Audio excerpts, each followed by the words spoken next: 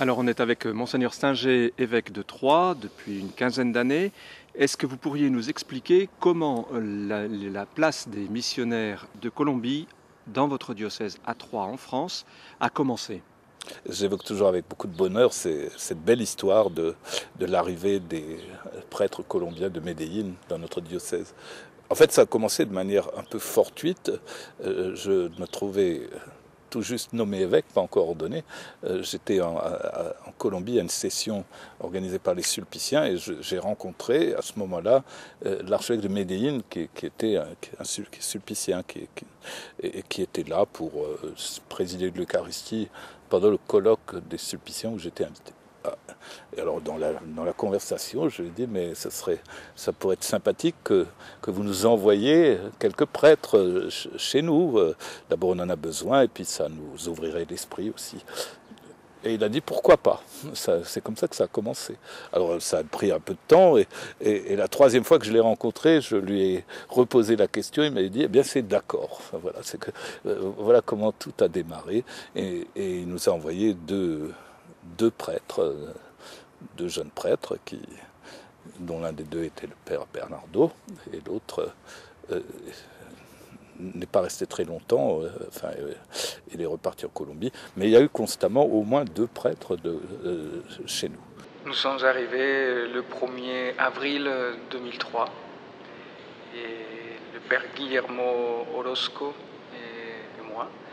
Guillermo ici à Troyes, à la paroisse de Saint-Martin. Et moi, j'étais envoyé à Bar-sur-Aube. On arrive dans une paroisse, à la paroisse de Romilly-sur-Seine. Depuis quelques années s'installe un petit peu la mission. Et puis, on est en lien avec le diocèse de Troyes, les activités du diocèse. Et puis, dans une deuxième partie de la mission, on fait les études à la Cato. On fait la 3e année de théologie à l'Institut catholique et en lien ainsi avec le séminaire de Carme. Tu as fait ta formation de séminariste avec d'autres séminaristes qui venaient du diocèse de Medellín. Alors qu'est-ce que tu vois comme originalité dans cet apport, dans cette présence? Je crois que ce qui est très fort, c'est au-delà de nos différences dans les pays, dans la langue, parfois il y a quand même un lien très fort dans la foi qui nous unit. Et c'est vrai que leur regard extérieur a pu me permettre à moi d'avoir un regard nouveau sur les situations que je vivais en France. En fait, il y a eu deux moments dans cette chemin. La première chose, c'était quand j'étais séminariste, donc avant l'ordination. Il y a eu déjà un moment où l'évêque, il avait des séminaristes qui pouvaient venir en France, et j'avais demandé, et j'étais choisi parmi les 10 qui avaient demandé aussi. J'avais fait quelques années ici, 2 ans, et après je suis revenu. C'était l'évêque, la deuxième fois, qui m'avait demandé.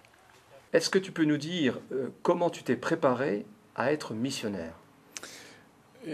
On ne se prépare jamais. C'est simplement vivre l'évangile, être passionné pour tout cela. On n'a pas de théorie pour ça, quoi. Il faut vivre tous les jours, dans le quotidien, avec passion, avec amour et le partager aux autres. Voilà. Mais je vois que tu parles déjà bien français et ça fait 3 mois que tu es là. Tu as dû faire un séjour en France avant, non? On était en tant que séminariste en l'année 2009-2010 et c'est là où on a appris le français ici en France.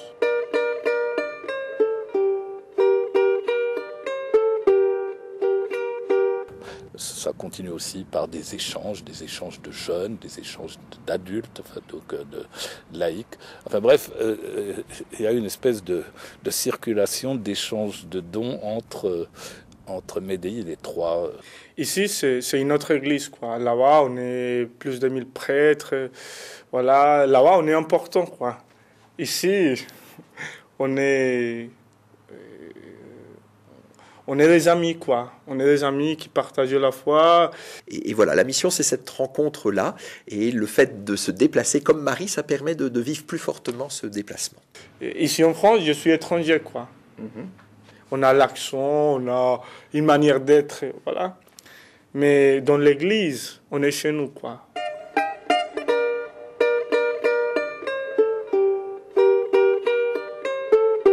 On on a même créé un concept pour ça, on appelait ça les églises sœurs. Enfin, voilà, donc nous n'étions plus simplement entre nous, nous n'étions plus simplement à la recherche d'aide pour combler le déficit du nombre des prêtres qu'il y a chez nous, comme dans beaucoup d'autres diocèses de France, mais nous étions au fond devenus des diocèses frères ou des églises sœurs qui portaient ensemble une volonté de travailler à la mission.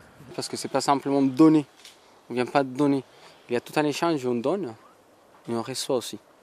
Et il y a deux églises, c'est pas simplement un travail personnel, il y a deux églises, l'église universelle qui se nourrit de ce qu'on fait et de ce que j'ai vu ici. Pour moi, ça m'a aidé beaucoup à trouver une autre image de l'église. Et au moment qu'on a reçu l'envoi à la mission, on a cru qu'on venait à donner beaucoup de choses, venait à donner l'évangile. Mais ici, on se rend compte que c'est un échange.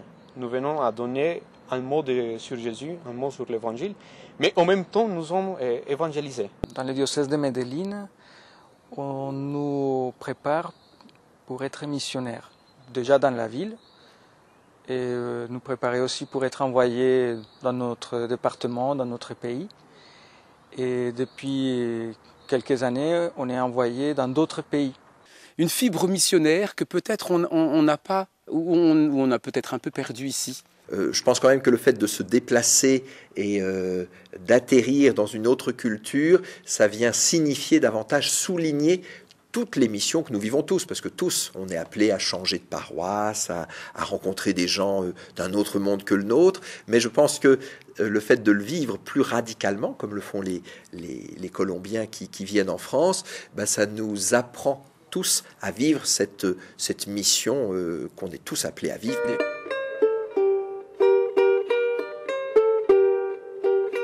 Autrement dit, la question de la mission Agentes aujourd'hui, pour vous, elle s'est déplacée d'une question géographique à un autre continent, revenue à une question qui est davantage d'ordre social. Qui fréquente l'église ou à l'inverse que l'église fréquente. Culturel, philosophique, politique, idéologique. Enfin, c'est tout ça à la fois. Et ce qui est très beau pour moi, je trouve, c'est que au fond, c'est ensemble que nous sommes appelés à aller à Gentes, donc à remplir cette mission auprès du monde, enfin aller annoncer la bonne nouvelle aux païens. S'il n'y était pas venu, qu'est-ce que tu penses qu'il manquerait aujourd'hui au diocèse de Troyes?